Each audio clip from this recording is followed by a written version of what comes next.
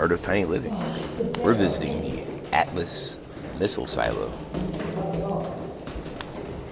Is that the original lighting? Huh? Is that the original lighting? Yeah. Well, I heard in LEDs. But the system is original. Yeah. All right.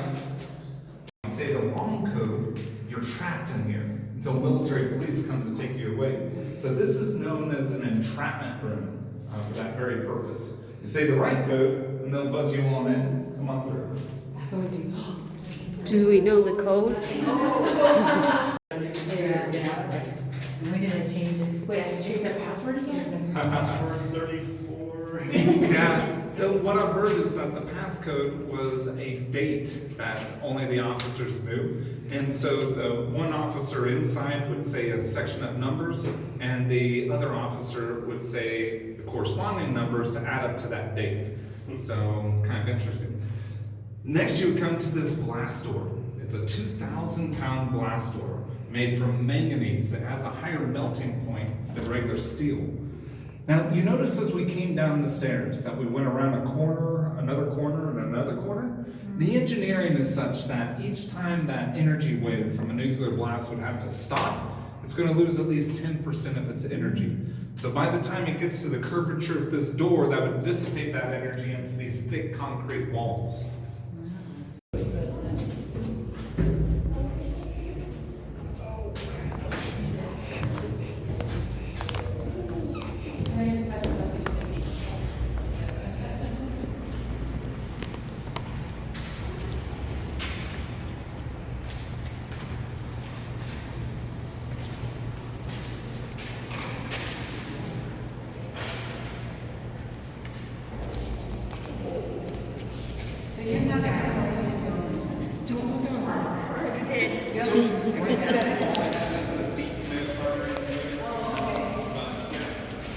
So this right here is a central support column which would hold the bunker in place in the event of an explosion.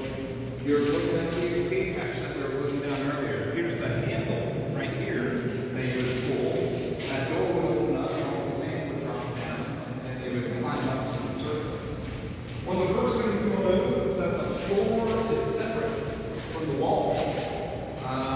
Originally, this was suspended from the ceiling, and you had these air shocks, which would stabilize the entire floor system.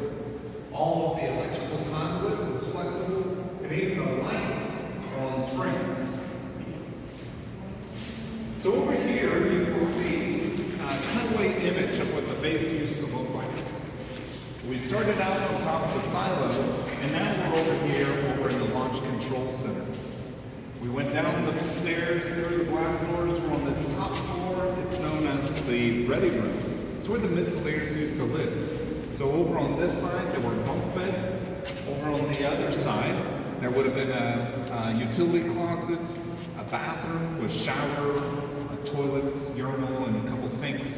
Over there was a kitchen and dining area. And then you see that glass valve on the side of the wall. That's the air handling unit. So that would lead into a room that had all sorts of air handling equipment that could filter out chemicals. Asbestos floor tile, junk debris, acidus.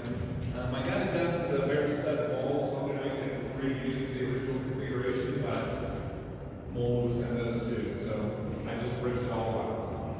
So getting to the place where I'm about ready to power wash the entire place and sanitize it from all the mold, and then I'm going to clean all the metal and then repaint it. So my friend, he has a sandblaster that I can use, but that's a dirty job. That way no one person would ever have access to the codes. Pretty cool. And so yeah, in trying to figure out what the future holds here. So this blast door originally was welded shut. I had to cut the welds And then you would come along on this side, heat up the hinges and cool them down, and hit it with a sledgehammer until it opened up. I would only get like a 1/16 of an inch, an 1/8 of an inch. We're making progress, and finally, it took hours, finally got open. Before, guests would have to crawl through that opening to the side with flashlights if they wanted to come in here. It was an adventure for sure. Now, if you look down and to your left, you'll see a chamber that's attached to the side of the wall. That was called the celestial chamber. Now, there's a tube that goes all the way to the surface, and they would be able to align by the North Star and be able to get the navigational system for the rocket. This looks like Star Wars. Yeah. Like the tunnels and all the ladders they have going down. And the Death Star.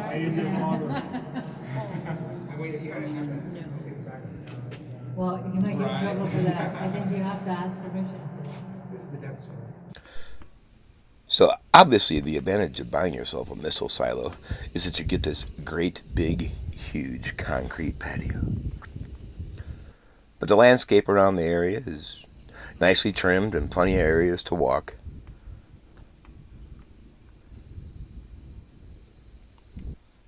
And as the sun goes down another day, we'd like to thank you for watching Art of Tiny Living.